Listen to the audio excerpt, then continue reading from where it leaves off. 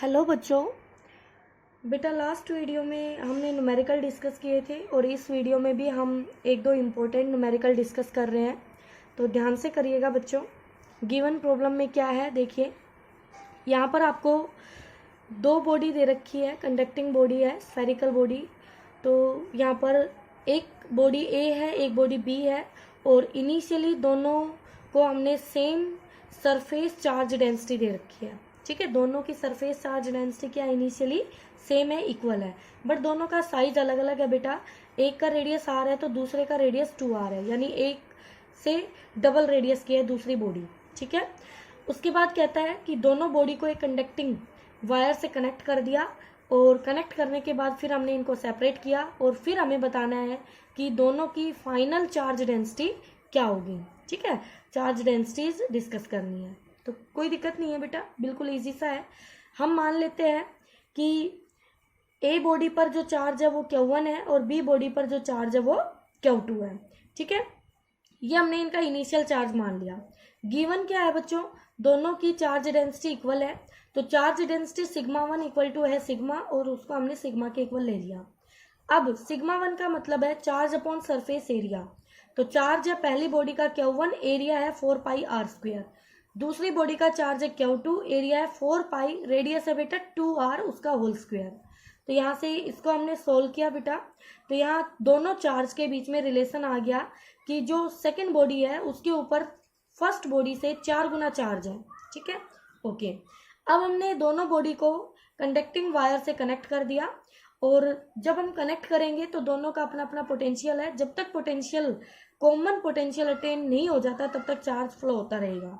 तो इसका मतलब चार्ज वेरी कर गया, हो गया वेरी। तो हमने कहा पोटेंशियल अब दोनों का इक्वल हो गया है, तो कॉमन पोटेंशियल अचीव हो चुका है और V1 equal to V2 condition आप अप्लाई करेंगे। तो बेटा पोटेंशियल, एक कंडक्टिंग स्फीयर का पोटेंशियल होता है K/R, तो दोनों का पोटेंशियल हमने यहाँ वैल्यू रख दी। तो यहाँ से Q2 डैश इक्वल टू आ गया 2Q1 डैश। ठीक है, ऊपर आपके पास दो इनिशियल चार्ज के बीच रिलेशन आ गया, अब आपके पास फाइनल चार्ज के बीच रिलेशन आ गया। ठीक है, अब हमें पता है कि चार्ज एक कंजर्वेटिव प्रॉपर्टी रखता है, तो कंजर्वेशन ऑफ चार्ज अप्लाई किया। तो बिफोर कनेक्टिंग, जब कनेक्ट नहीं किया था तो दोनों का total charge Q1 plus Q2 था, बिल्कुल था। और कनेक्शन के बाद, कनेक्शन होने के बाद दोनों पे जो चार्ज चेंज हुआ वो Q1 डैश Q2 डैश हुआ, तो वो टोटल उतना ही होगा। तो दोनों को हमने यहाँ पर रख दिया बेटा। अब यहाँ से देखिए Q1 प्लस Q2, Q2 हो गया 4Q1, वैल्यू पुट कर दी बेटा, और Q1 डैश Q2 हो गया 2Q1, तो ये हो गया 3Q1 डैश। अब देखिए Q1 और Q1 डैश के बीच में आपको एक रिलेशन मिल गया है, यानी कि नए चार्ज और पुराने चार्ज के बीच में रिलेशन मिल गया। तो नया चार्ज है Q1 डैश, वो हो गया 5/3Q1। ओके, अब देखिए नई सरफेस चार्ज डेंसिटी क्या होगी, नया चार्ज अपॉन में एरिया। साइज नहीं बदला बेटा, साइज वही है, नया चार्ज चेंज हुआ, उसकी वैल्यू हमने रखी 5/3Q1, एरिया हो गया 4πr²। बेटा Q1 अपॉन 4πr², यही तो आपका सिग्मा 1 था और जो सिग्मा के इक्वल था, बिल्कुल। तो क्या इसको हम लिख सकते हैं sigma 1 dash equal to 5/3 sigma 1 which is equal to 5/3 sigma. तो ये आ गया हमारी नई चार्ज डेंसिटी। इसी तरह हम निकाल सकते हैं सिग्मा 2 डैश।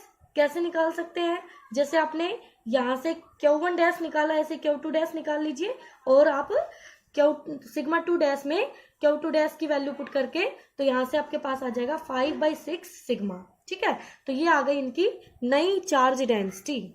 अब एक छोटा सा न्यूमेरिकल है, ये आपको करना है। गिवन है एक स्फीयर है, उसकी रेडियस 5 सेंटीमीटर है, दूसरे की 10 सेंटीमीटर है।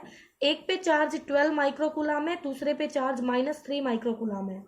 तो ये कहता है अगर हम इन दोनों को कॉन्टेक्ट में ले आए, put in contact and finally इनको सेपरेट कर दे, तो आपको बताना है कि जो फाइनल चार्ज आएगा दोनों स्फीयर पर वो क्या आएगा। तो बेटा ये आपको फाइंड आउट करना है। ठीक है, एक नेक्स्ट डाउट और देखिए बेटा, इंपॉर्टेंट है वो भी। गिवन सर्किट है आपके सामने, यहाँ पर 1 2 3 4 5 कैपेसिटर लगे हुए हैं बेटा और 2 रजिस्टर लगे हुए हैं और एक बैटरी आपने यूज कर रखी है।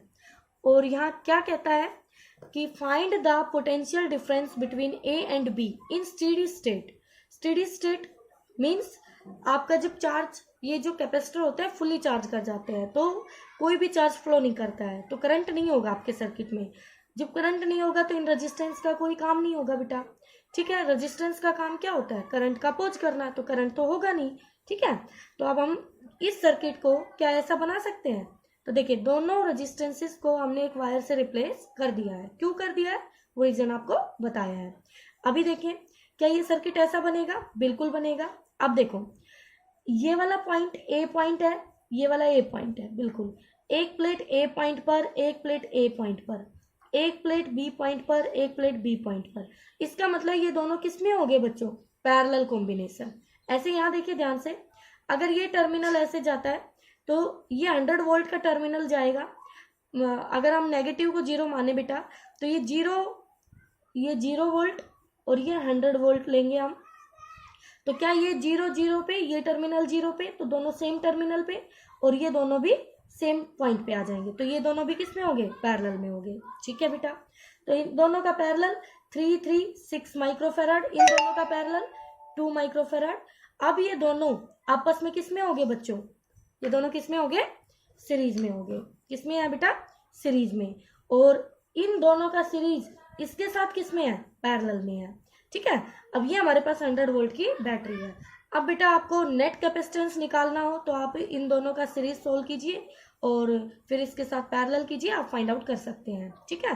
तो ये आपके पास सी टोटल आ जाएगा 5/2 माइक्रोफेराड, और यहाँ से टोटल चार्ज आ जाएगा आपके पास Q इक्वल टू CV। तो C हो गया 5/2 और Q हो गया 100, तो हमें मिल गया टोटल चार्ज 250 माइक्रो कूलम। अब टोटल चार्ज हमें पता चल गया ये बैटरी हमें टोटल चार्ज कितना दे रही है, तो ये हमें दे रही है 250 माइक्रो कूलम, इतना दे रही है टोटल चार्ज, ठीक है। अब देखिए बेटा हमें पता करना है कि A और B पॉइंट के बीच का पोटेंशियल डिफरेंस क्या है, ठीक है। तो हमें, अगर हम इस नेगेटिव टर्मिनल को 0 पे और A टर्मिनल को 100 पे लेते हैं तो ये 100 पे, ये 100 पे, और इधर से ये टर्मिनल 0 पे 0 पे। अब हमें B टर्मिनल का पोटेंशियल पता करना है किसी तरह। अगर हमें इसका पोटेंशियल डिफरेंस पता चल जाए तो हमें सीधा सीधा A और B का पोटेंशियल डिफरेंस पता चल जाएगा, ओके। तो कैसे करेंगे? अब ध्यान से देखिए, जो 1 माइक्रोफेराड है क्या वो पोटेंशियल के साथ डायरेक्टली जुड़ा हुआ है, यानी उसको पूरे 100 वोल्ट का पोटेंशियल डिफरेंस मिला हुआ है? बिल्कुल मिला हुआ है। तो क्या मुझे इस कैपेसिटर की कैपेसिटी और इसका पोटेंशियल मालूम है? पोटेंशियल डिफरेंस, बिल्कुल। तो पोटेंशियल डिफरेंस अक्रॉस 1 माइक्रोफेराड हो गया 100 वोल्ट। उसका चार्ज निकालना है तो क्या हो जाएगा? C into V। C कितना है बेटा आपका? 1 माइक्रोफेराड। V कितना है बेटा? 100। तो ये आ गया 100 माइक्रो कूलम। तो बेटा अगर इसको 100 माइक्रो कूलम मिलेगा तो 250 में से 100 इसके पास चला गया तो क्या 150 इन दोनों के पास जाएगा, क्योंकि ये दोनों सीरीज में है, तो 150 यहाँ जाएगा। तो चार्ज ऑन, अब हमें पता है इसका charge on 6 microfarad equal to 150 micro coulomb. तो पोटेंशियल डिफरेंस कितना हो जाएगा 6 माइक्रोफेराड का? यहाँ आ जाएगा कैपेसिटी अपॉन में पोटेंशियल, कैपेसिटेंस। तो यहाँ पर चार्ज 150 माइक्रो कूलम हो गया और कैपेसिटी हो गई 6, तो ये आ गया 75/3 वोल्ट। तो बेटा ये जो पोटेंशियल डिफरेंस आया है 6 माइक्रोफेराड का, वही हमारा पोटेंशियल डिफरेंस है A और B पॉइंट के बीच का। क्योंकि ध्यान से देखो ये A पॉइंट ही तो जा रहा है यहाँ पे और ये B पॉइंट है, तो इसका पोटेंशियल डिफरेंस ही क्या है? Potential difference of capacitor 6 microfarad, ठीक है बेटा। तो आपको यही फाइंड आउट करना था इसमें कि find the potential difference between A point and B point, और ये हमारा आ जाता है 75/3 वोल्ट के इक्वल, ठीक है।